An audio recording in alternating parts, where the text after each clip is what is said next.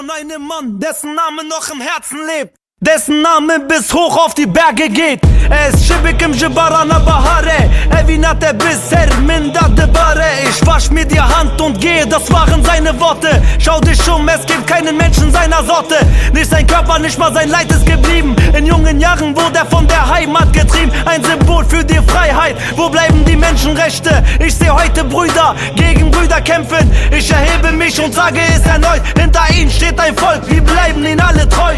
Wo waren all die Sänger, als er abgeworfen wurde? Nach seinem Tod wurde plötzlich jeder Künstler Kode. Ach, ach, meine Tränen kullern runter. Schon wieder weint die Mutter, die Sonne geht jetzt unter. Karanlıkta acılara tutulmak, herkes kendi işine. Anne beni vurdular, gençliğim nerede? Evçi derde, talaş mükaddestimin berde. Başım belada, yüreğim kanıyor, siz yanmayın dayı. Odam kireç tutmuyor, heb den Kopf hoch, Brust raus, Aufstand. Kum gibi giderin immer alles in Kaufmann. وقتی من هات ادی از جی خاطر بگیرم حسر کتر چاوی من هما شهید نامرن ترسل دلی من داتنه چاوی خود گیرم بیشتا خود دیدم و فنا که وقت فرم دردشه و تدکله ایلو از آگرم وقتی ون دایکا من ببینن حسری وی پاقشکن دردکی گرانه دنگ دان جنگا جیانه ناوی آرین میرخان ناوی برخوedane Hebu tenebu, Ahmet Kaya Hejar hebu Rind bezannen, geli kurte bishta tebu Waqti dibu i barshavi mille derva Deji dëkhwas azadi, fena tun shperhat Liverim, disa ezim Stranser, Ahmet Kaya dëvizhim Lau men berden ezgejim Emli bishta enerji bunatem kuyndırıjın Karanlıkta acılara tutulmak, herkes kendi işine. Anne beni vurdular, gençliğim nerede? Evçi derde, talaş mükaddestimin berde. Başım belada, yüreğim kanıyor, siz yanmayın dayı.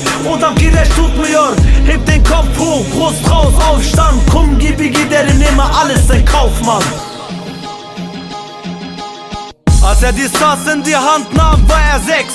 Adı Bahtiyar, dieses Lied hat mich aufgeweckt. Der Blick seiner Augen voller Schmerz, voll Bart, gab sein Leben auf für die Herwals, weil er stolz hat. Nevros, März 21, unsere Feier, Stimme der Berge, nenn es Ahmet Kaya. Geschichtsfälschung, sie wollen uns vernichten. Khorteki Kurden werde euch alles berichten.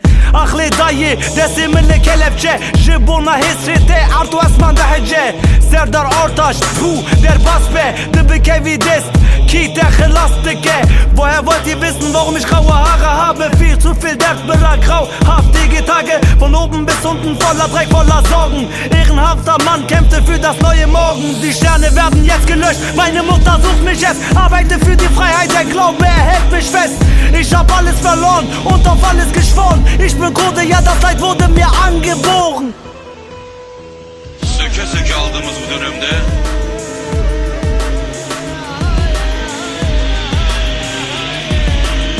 onurumuzla